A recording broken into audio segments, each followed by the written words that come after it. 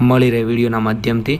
તો ચલો જોઈ લઈએ। જ્યારે તમારી પાસે રેશન કાર્ડ નથી હોતું ત્યારે જ્યારે તમે રેશન કાર્ડ બનાવો છો ત્યારે તમે જે નિયત અરજી છે એની સાથે તમે જે ડોક્યુમેન્ટ્સ અપલોડ કરો છો અથવા સાથે રાખી અને મામલતદાર કચેરીમાં જમા કરાવો છો ત્યારે તમારી જોડે જે ડોક્યુમેન્ટ્સ હોય છે આવકના દાખલા અને વગેરે એટલે દ્વિચક્રી વાહન કે ત્રિચક્રી વાહન તમારી પાસે છે કે નહીં, વિવિધ દાખલાઓ સાથે તમે જ્યારે રેશન કાર્ડ માટે એપ્લાય કરો છો, અરજી કરો છો ત્યારે તમને આ રેશન કાર્ડમાંથી તમને એક રેશન કાર્ડની કેટેગરી આપવામાં આવે છે। મતલબ તમને APL 1 non NFSA, BPLA, NFSA, અંત્યોદય અને PHSનું કાર્ડ આમાંથી કોઈ પણ એક કાર્ડમાં તમારું સિલેક્શન થાય છે અને કોઈ એક કેટેગરીમાં તમારું કાર્ડ નીકળે છે। પરંતુ જો APLનું રેશન કાર્ડ નીકળી ગયું હોય તો તમારે BPLમાં કઈ રીતે ફેરવવું એના વિશે આપણે અભ્યાસ કરીશું વિડીયોમાં। સાથે સાથે જે લોકોના BPL કાર્ડ છે અને APL કાર્ડ છે એને